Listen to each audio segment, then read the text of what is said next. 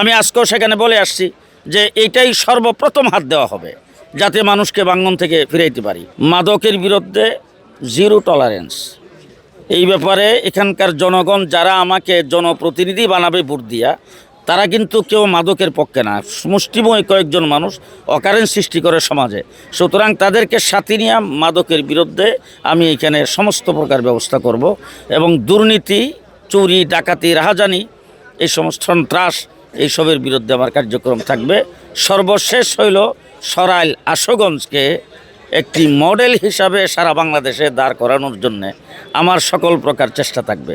আমি গতকাল গেছিলাম ওরওয়াইল দুবাজাইল। সেখানে যাওয়ার পরে আমি যাই সেখানে বলছি যে আমার আল্লাহ পাক কোমর দিছেন একটা, যদি কোমর আরেকটা দিত তাহলে এটা ব্যাগের ভিতরে থাকলে আমার যে কোমরটা ভেঙে গেছে এটা আমি লাগাইতে পারতাম। কিন্তু এখন আমি বললাম যে আমি একদিন আসছি, যে আমার কোমরের অবস্থা এই হয়, যারা সার্বক্ষণিক চলাচল করে তাদের অবস্থাটা কী? তো এই যে মানুষগুলি ডেইলি চলাচল করতেছে এরকম একটা ভাঙ্গা রাস্তা দিয়ে, দেখার মতো যেন কেউ নাই।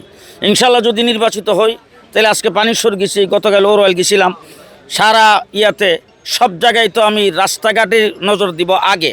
দেশের মানুষের দৃষ্টিশক্তিকে সুরক্ষিত রাখার প্রত্যয় নিয়ে এলো সেফ এলইডি লাইট। মানুষের চলাচল শান্তিমতো চলতে পারে।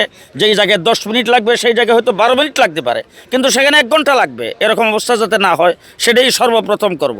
আমার এখানে এই যে মেঘনা নদীর বাঙ্গনে পানিশ্বর সহ আশেপাশের কয়েকটি গ্রাম বেহাল অবস্থা। আমি আজকেও সেখানে বলে আসছি যে এইটাই সর্বপ্রথম হাত দেওয়া হবে, যাতে মানুষকে ভাঙন থেকে ফিরাইতে পারি।